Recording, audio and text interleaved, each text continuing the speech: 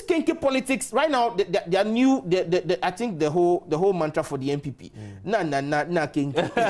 you know, somewhat. One striking thing for me about the surprise visits of His Excellency the President, that he goes to places and then he goes to see for himself what is happening.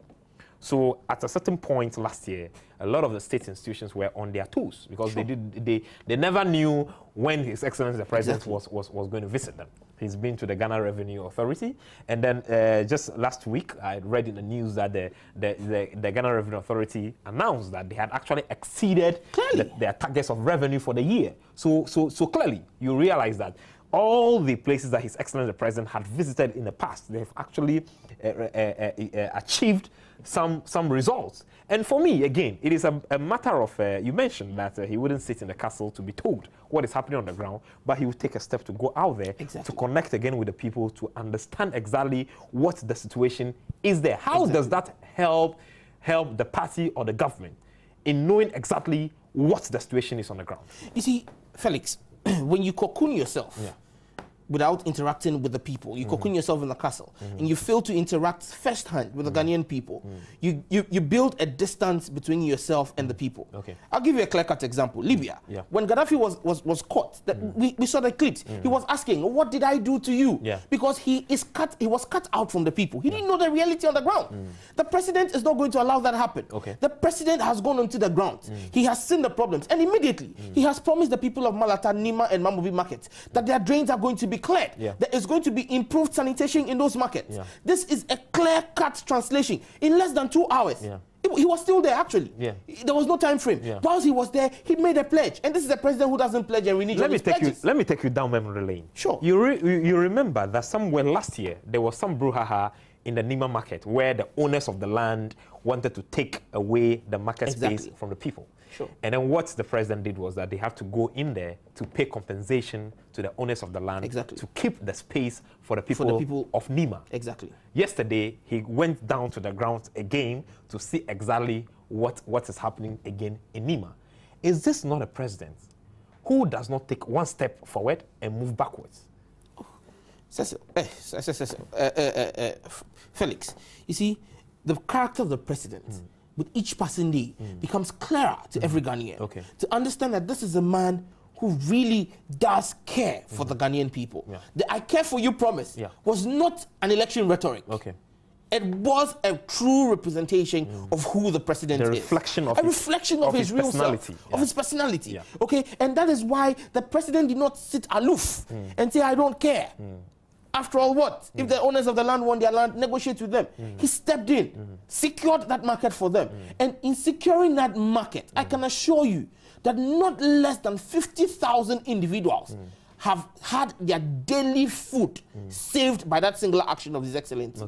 Because every market woman in there, at least, would take care of 5 people directly and indirectly from her sales. And so if that woman had been thrown out of the market, or that woman had been forced out by the landowners and made to come back and rent the shop at a higher price than she can afford, it means that all those people who she takes care of, directly and indirectly, would no longer be able to get that support, and they would have been disenfranchised. My guest for tonight is Samuel George. He's a member of the government communication team, and we are looking at Professor Mills, the man of the people.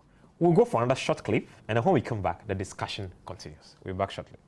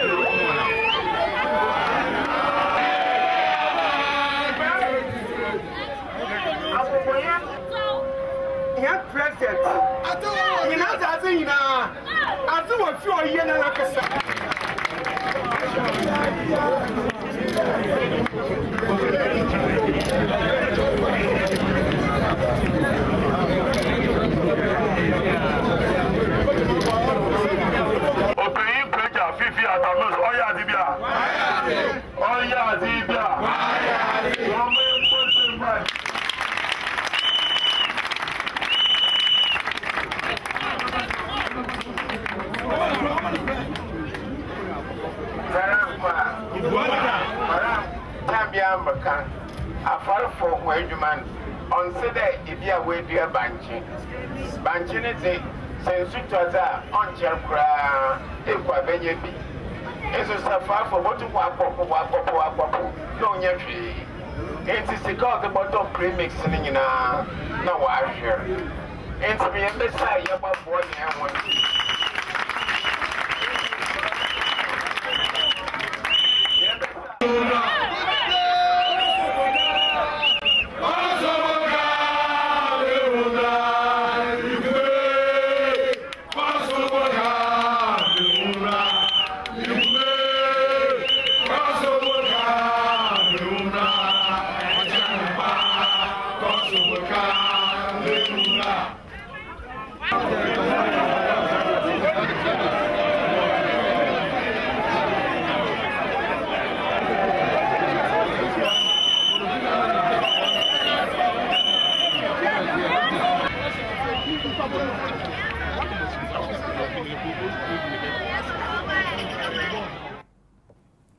Welcome back, viewers, again to that clip from Ogwa in Cape Coast, where His Excellency the President Mills took time to meet with the fishing community in Cape Coast. And you could see from the clip that he presented some fishing items to the people, and the way the people of Ogwa received him warmly, and the warm interaction, and that show of camaraderie that exists between His Excellency the President and the people of Ogwa. Samuel George, how do you connect this with the persona of His Excellency the President? You see, in rounding up, let me just make a statement with regards to the Kenke thing. Yeah. The NPP prouds itself as a capitalist-oriented political party. Yeah. Yet, they are increasingly engaging in price control mechanisms via media, which is a strictly communist tactics. So it means the NPP itself fundamentally is confused about what their philosophy is under Akufo-Addo. I get a point. You see the confusion they want to bring into this country. They don't even understand their own philosophy. How can they rule this country? Now, coming down to this fishing thing, I'm from a fishing village too. I have cousins who, today, as we speak, are on high seas fishing. And so anything that happens to the fisher folk is of close importance and very dear to my heart, you know, because it affects their livelihood. Now, you can see the heart of the president. When he goes, he reaches out to those whose society tends to neglect. The minority group. Yes, but he very went to the market, very critical, my brother. He went to the market, dealt with the market women. Who do not belong to the elitist group the NPP prouds itself to be. From there, you see, he's met with the fishermen. These are not elitists, aristocratic people like the NPP. They all sat together on the beach. They spoke like family members. That is it. That is the socialist orientation. You could see the way the fishermen were singing. They were elated singing, you know, welcoming the president and encouraging him to continue the good works that he's doing under the NDC administration. Ghana is blessed to have a leader like President Mills. But when we want to connect that, the commitment of His Excellency the President towards the fishing community, because way back before the 2008 elections, he had visited a lot of the fishing communities. He had promised them as regards controlling the premix issue, which became a major campaign issue in 2008. Looking back at what your government, our government, the government of the people of Ghana, has achieved as regards the fishing sector, what can we say about how far we have come? We have come a very long way. We have seen 2 petrol price increases, none of which has affected premix. We have seen the tagging of premix transportation vehicles with monitoring equipment to ensure that premix is not diverted. We have seen the coloration of premix to ensure that premix reaches its destination. This is a president who thinks about the people. The last time any president paid particular attention to premix, and I can say this on authority because fishermen are my constituency. In Ningo Pram Pram, it's a fishing constituency. The last time any president in the history of this country paid attention to fishermen on this scale was Flight Lieutenant Jerry Rawlings. Do you understand me? The Akufo administration totally ignored them. I think even within that time, that was times that tensions were high about the smuggling of premix into 4 stations.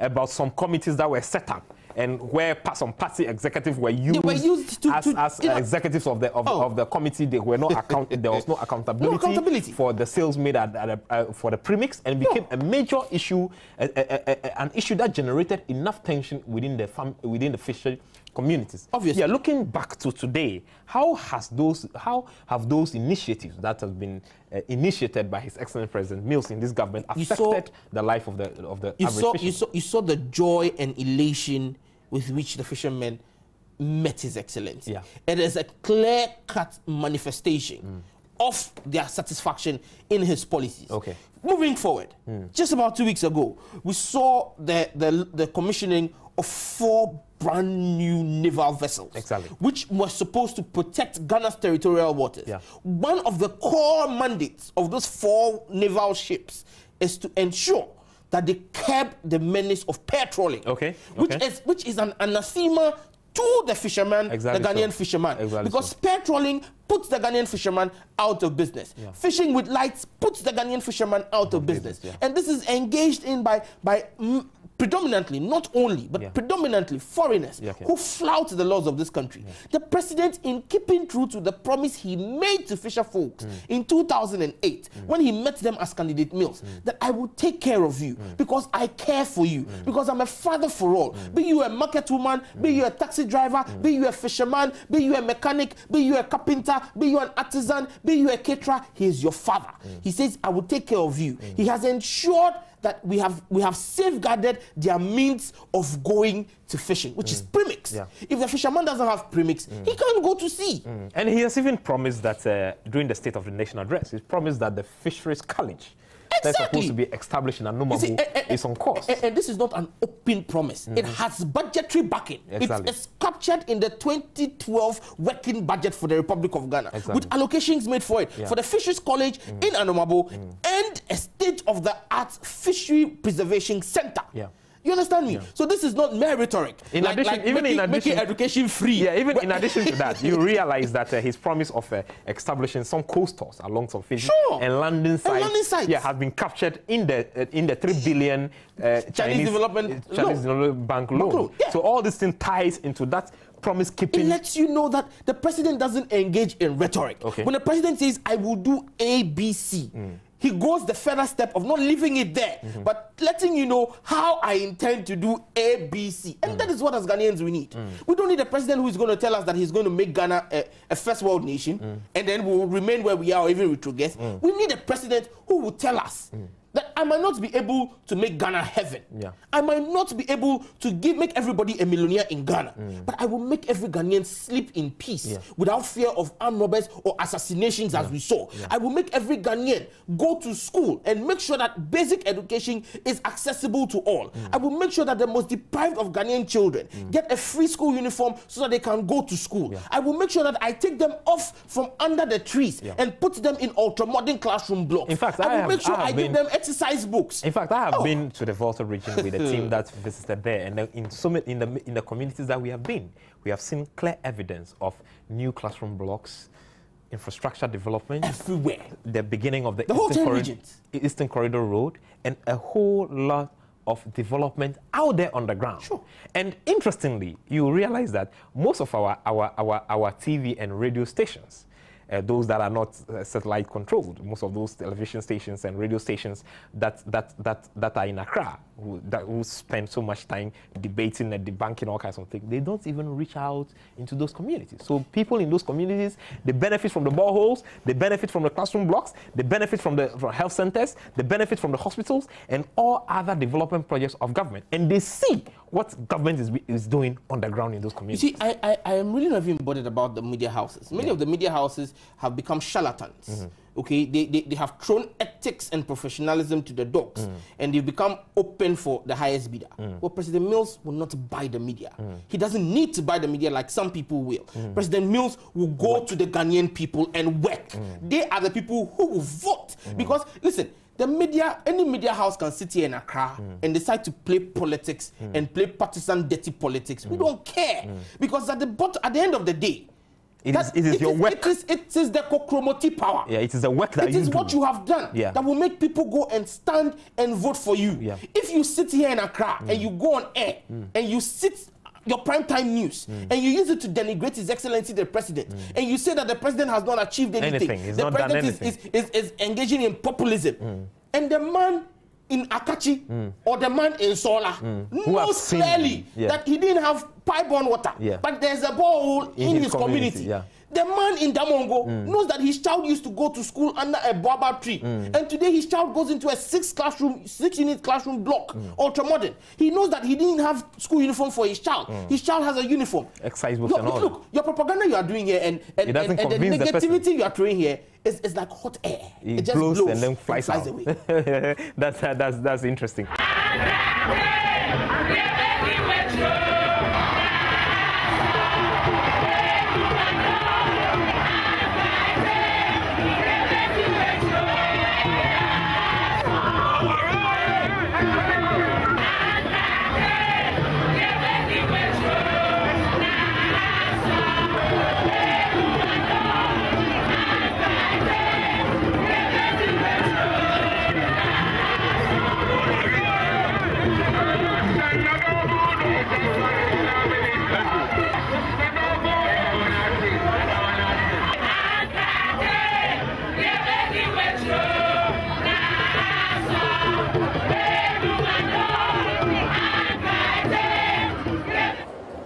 Na botao si henyodo afi onye de enyina yaja sumje yaja batina gwa ha amampu tujuma bia so si henyodo de tum ya ye Some crummy bisa on de abazini yaji chiremo from here say ye wa wabacha yande yentuma ma won sika yentuma ma won hwia mesra won wami amawon nzeme bie no korzi no nye ibu ibiara oye panyin chawo bia no ode ibun wodo ma menye won be mena na hemba nom enuanom na adofo mama wanyina afihia pa na mom afid seseze na wehu de nzama wa hyase orisi meda wanyina meda wase.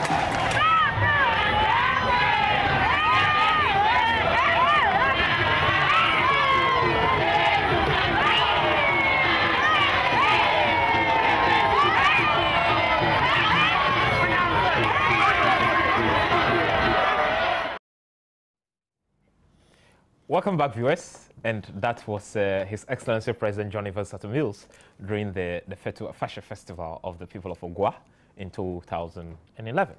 Samuel George, here again you can see the warm embrace even between the paramount chief of Ogua and His Excellency President Mills. And in his statements, he encouraged the president to do more for the people of Ghana. Sure. And the president also advised the people of Ghana through that medium that we should be truthful, and then we should show discipline. We should instill discipline in the good people of Ghana and in our children.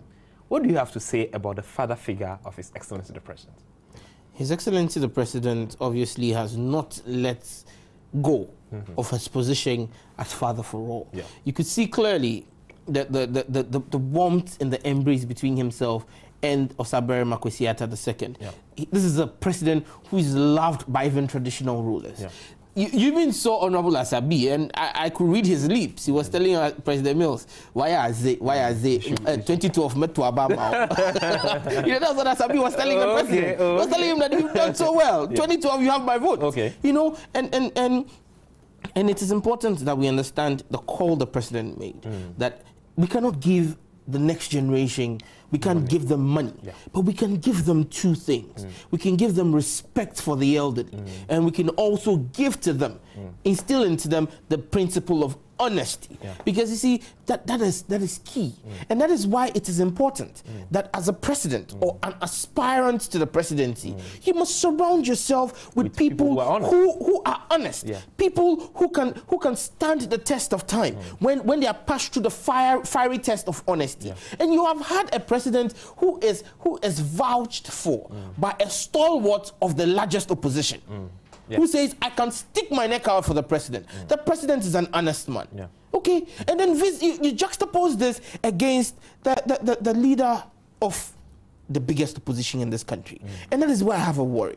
When he surrounds himself with people who are serving, who are ex-convicts, who have records that are not too good. Very despicable records. People who have been arrested for money laundering, people who have been arrested for drug trafficking. To the extent that even his communication director had to come to lie to the people of Ghana. And you have to falsify documentation from DEA. And, you see, at the end of the day, this raises question.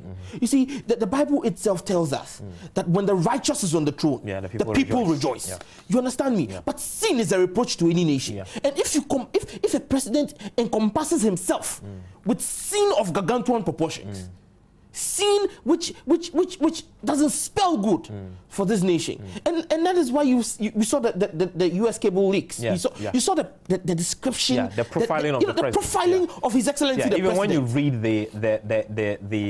the recent East African magazine, the way the professor has been profiled. You see his profiling. The president has that father figure on the African continent and even in the world. When the president addressed the United Nations General Assembly, everybody there was held spellbound. Because whilst other people were trying to explain how they could manage economic indices and make sure that they can handle the global crisis and how immune their countries are, the president went there and said, look, those things are not of paramount to me. What is paramount to me is peace in my country. What is paramount to me is the fact that I've been able to give the children, the next generation of my country, a decent education. I've been able to make sure that more of them get free food in schools. I've been able to make sure that in the most deprived of communities, I have given them boreholes. This is a president who didn't go there to tout what he has done for himself and his cronies. He went there to tout what the government of Ghana, with the collective good of every one of our viewers and our listeners,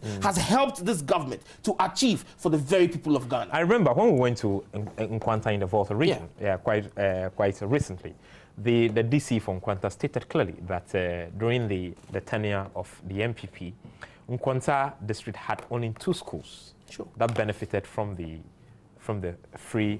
school feeding program.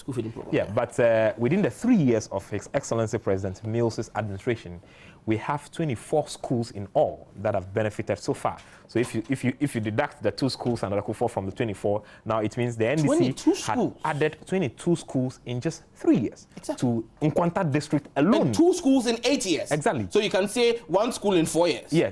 You know. So Nkwanta district alone has 22 schools that have been brought onto the school feeding program. So if on the average, every district adds more than 10 or even 15 on the average from all the districts in Ghana, that is a remarkable improvement from what government inherited. That is why the figures are clear. The Mills administration in 3 years has almost tripled the accessibility of the school feeding program to school children. In 2008, for 8 years, it took the Kufuor administration with funding from the Dutch government, not local funds, external funding, a grant from the Dutch government, was able to feed 600,000 Ghanaian school children. Very good achievement. In 3 years, not with Dutch funds, because the Dutch allocation funding has ended. The Ghanaian government, with internally generated fund, Ghanaian taxpayers' money, has been able to manage prudently the economy. And today, we are feeding 1.5 million Ghanaian children. That is an increase of 250% in 3 years. So this clearly indicates which government, which president, which political ideology, which political party has the well-being of the Ghanaian child at heart. In addition to that, when the National Service Scheme began this youth fund, it attracted a lot of critics. To the extent that even the National Buffer Stock Company, together with the school feeding program, now goes to buy grains from the National Service farms to feed our junior brothers and sisters who are in school.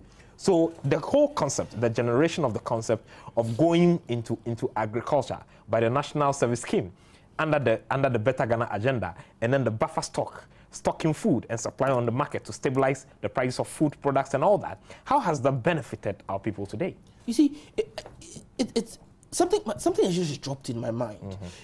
The National Service Secretariat just handed over 6,000 bags of maize to the buffer stock company. Oh, okay, 6,000 bags of maize. Yes, and then they also supplied CHAS, which is the heads of high schools. Yeah, the assessor schools. Yeah, they supplied them maize also from their farms. Okay, you understand me? Now it is around that same time that Nana Acumia came out to this his so-called one city Kenke ball thing to douse the effects of what the National Service Secretariat has achieved under the Better Ghana agenda. You see, they had lied that now a bag of maize is going for 1.6 and 1.8 on the Ghanaian market. You ask any Ghanaian woman who goes to the market. Akome doesn't go to the market. You know, he should ask anybody. Maybe he should ask his wife to... who goes to the market to buy. Oh, he's married? Well, I don't know about that. Okay, so let's not go down that road. Okay. But then you see, the point for me is, well, he should ask anybody who is around him who goes to the market. Maybe his mom or his sister. He should ask his mother or his sister. Yes, that I would agree with. He should ask his mother or his sister what the price of maize is. Maize, if you are going to the market and you have your money, it's 1.2 million. Okay. If you are going to buy on credit for our Kenke sellers who are constant buyers of maize from the wholesalers in the market, they put an extra of 10 Ghana cedis, so 1.3. So even if you are buying on credit, it's 1.3. Yeah, but the point is, even in normal business arrangements, if I am buying your product, if I am buying your product, 1 unit of a product, the price is a bit on the high side. Exactly. But when I'm coming to buy in bulk, you give me a discount. Obviously. So how possible is it for the Kenke seller who buys bags of maize to go to buy maize at a certain high price? I don't see the economic argument in this at all. You know, seriously, it smacks of the lack of appreciation. Yeah, because even me, when I go to my local, to the local shop to buy a bowl of corn flour, yeah, I buy it at 1 Ghana cedis. Exactly. And I can cook that 1 bowl of corn flour for about 2 weeks. You know. Yeah, to eat before I go for another one, which is another 1 Ghana cedis. Obviously. Yeah, so I can't come to terms with this whole argument and the motive behind the whole argument that maize sells at that price. It smacks clearly of political dishonesty. And this is why Acumia should listen to the speech His Excellency delivered at Ogwa Fitwa Fashion. But do you think Nana Acumia is credible enough to speak for somebody who wants to become a president of Ghana? Obviously not. I honestly don't think Acumia has any credibility left, because if you can lie to people over an issue as basic as the cost of Kenke, then why should we listen to you when you come to tell us that a flag bearer has good plans for the people of Ghana? He has lost his credibility. If this was in more civilized jurisdictions, you would realize that Acumia would have had to resign his position for that statement. You know, and this is not the first time Acumia has made such goofs. You know, Acumia has gone around when Okujeto Ablakwa came out and stated clearly that files were stolen. You know, in his haste and in his indecent haste to cover the tracks of his NPP cabal, he runs out and says that Okujeto is being comical and doesn't know what he's talking about, and that the Waterville files were not missing. Okujeto never said Waterville files were missing. Said that. There are so many files missing. We're talking about files that include the one on the presidential jet, the one that includes national security, he picked files. You know, school feeding files. We're talking about so many files. There are about 11 files that are missing from Ministry of Finance. And then you jump up and say Waterville. But you know the striking thing, Samuel, it is striking that Dr. Akoto Osai, who was the Deputy Minister of Finance under the Kufuor regime till 2008, confirmed that he had a call that the files be moved to the castle.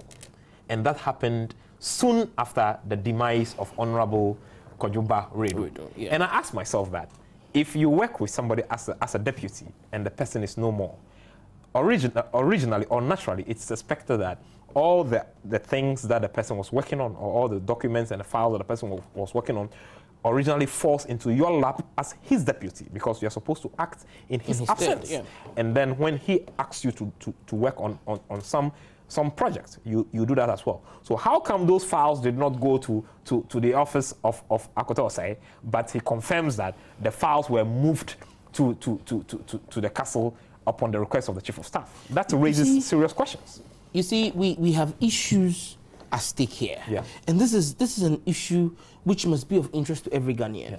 You ask me why, and I'll tell you. You have the Minister for Finance, unfortunately, being called to glory, Kojo Baon Redu, and he has files behind. Now, we are aware that his secretary received a verbal instruction to move files, all his files, and move them to the castle. And she says, as professional as she was, she says, I can't act on verbal instruction. And so she goes to Antonio Akutose and says that, I need something documented. I need a letter or a memo instructing me.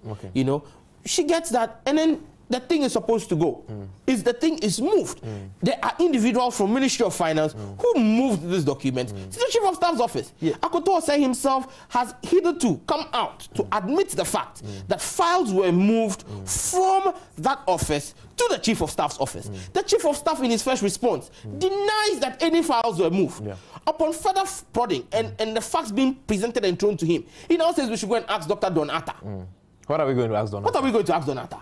Did he leave any handing over notes? They boycotted the transition team, if you all remember. Obviously, it was a clear-cut strategic plan. We had the shredding of documents. We had the cutting away of documents. You had Tazan. I've heard Tazan, Charles Ekrubobi, come out and say things like that Okujeto is being comical and his. Tazan actually moved about 92 files. 92 files, all the files of Ghana 50. He claimed they were his personal property. How possible? Until he was threatened with prosecution before he brought them back. And you see, what he did is in legal parlance, is clearly theft. Yeah, that's and I think the security agencies must pick him up. We've been too nice to Tazan. Tazan must be picked up for stealing.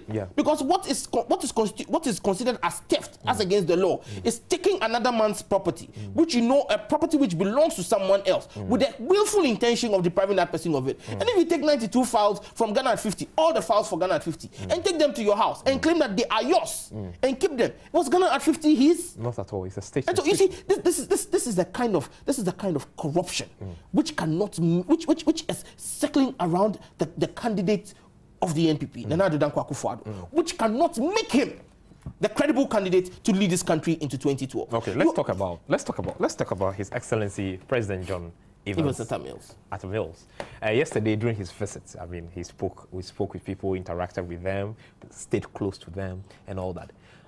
In my conviction, I think that more of such visits should be expected, and more of such visits should be seen, so that we keep going out there to our people who gave power to the party. We keep working hard, listening to them for feedback, just opposing it with what we received on daily basis in the media and all that. And I think that is the way to go in pushing the campaign for 2012. What's your take? Certainly, I think the president's style is unique. Okay, we have seen people say that the president has neglected the party. On the contrary, the president is strengthening the institutions of the party. He is making sure that the party as an organization can stand on its own.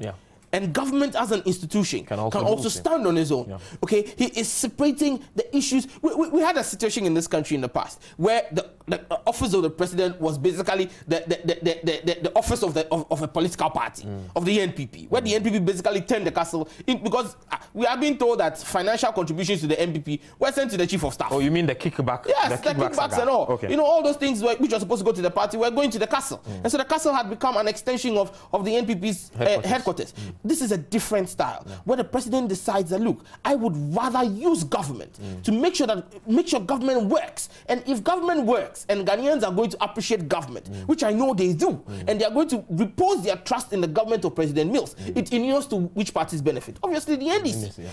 And so for me, the president's style is unique. He says two distinct things, and I think it's worth considering. In one breath, he said that he does not expect anybody to bring him hampers and parcels. Obviously. And then when he met the press, he also said that, look, we have been in power. Not everybody feels satisfied, or not everybody feels that he's been treated well. But it is better for us to stick together. Sure. And then bide our time, work harder.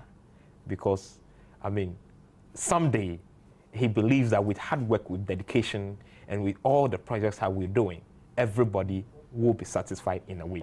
For me, when I go into my community and I see good roads, I see good schools, I see a better hospital facility, that brings me a satisfaction that not me as a person or as an individual, but the entire community has benefited something. Because he mentioned at the Ogwa program. That we cannot give money to every individual. No. It's not possible. But when it happens that everybody feels to be part of the collective benefits of the community, that pushes the Better Ghana agenda upon which he was elected into office. Sure. You see, Felix, for me, I believe that the Better Ghana agenda is a holistic one. Okay. It is not one where we will artificially infuse money into the system to create a sort of relaxation in the system and claw all of that money back from the very same people in whose pockets we kept it vis-a-vis inflation.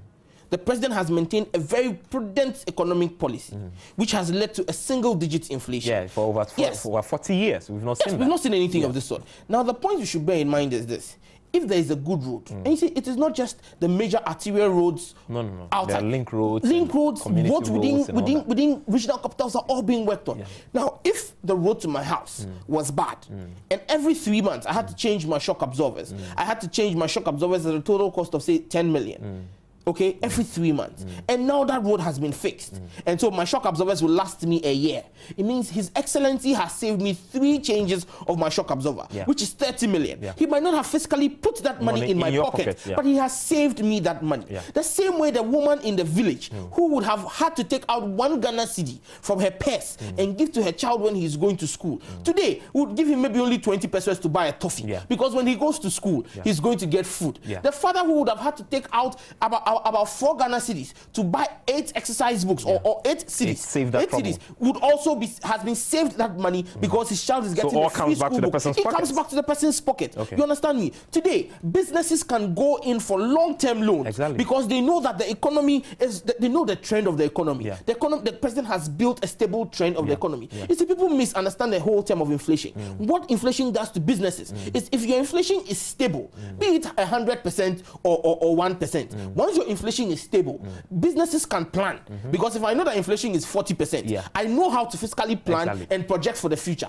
But if inflation is 2%, good for me. But if today inflation is 2%, tomorrow it jumps to 20%, then it drops. You cannot plan because then in your plan there will be potholes based on the fluctuations. And now what we have done is we have strengthened Ghanaian businesses. Ghanaian businesses can stand on their feet and say, I'm taking a 10-year facility because I know that over the next, say, 5 years, because there's another 4 years for President Mills, I am going to have the best kind of economic prudent management, which is going to end when businesses are safe and secure, they expand productivity and production. When they expand production, what does it mean? It means they're going to employ more people to meet their productivity, their production needs, which means we are creating employment for our people. And I can confidently say that before the elections, by the end of the second quarter of this year, government will come out fully with a detailed sector by sector quantification of jobs that have been created in the last 4 years. I think that would be very helpful. Yes, it's something which has been commissioned by His Excellency, which is nearing completion. It is going to come out with sector by sector. It's not going to be a block figure. We will break it down for the Ghanaian people and let them know where we have created jobs and how we have created jobs. For them to understand the fact that, look, at the end of the day, the biggest economy in the world, the United States economy, is based on the global situation, has suffered direly. And you can see that with the pragmatic leadership of a leader like Obama, they are coming out of the doldrums. With the pragmatic leadership of President Mills, you have seen that irrespective of soaring for oil prices and the stability in the economic market, out of 11 countries that qualified for the first tranche of the Millennium Challenge account, only 2 countries in Africa were able to meet all the indices to make sure that they qualify for the second tranche, which is bigger than the first tranche, Ghana being one. When you look at Ghana, for the first time in our history, we've been able to meet all the 4 converging points for the West African Monetary Institution credit. This tells you that the president is on course. The youth of this country are being employed, be it through the graduate employment business schemes model, be it through less debt, be it through YesDeck, be it through NYEP. We have expanded NYEP. We took it with 8 models. Now it is 18 models. You see, these are the things the Ghanaian want to see. You know that today, when you are in Tamale and you are sent to Tamale Teaching Hospital and you need to undergo an MRI scan, you don't have to be flown to Accra. You don't have to be flown to South Africa. Or South Africa. You don't have to be flown to Egypt. No. You will do it here. Look, it is because of the improvement we had at Kolebu that 2 days ago, President Kufuor had the trust to lie in Kolebu for a surgery. It was operated on 2 days ago, successfully, with state-of-the-art equipment, which was acquired by the NDC government. What more can we ask for?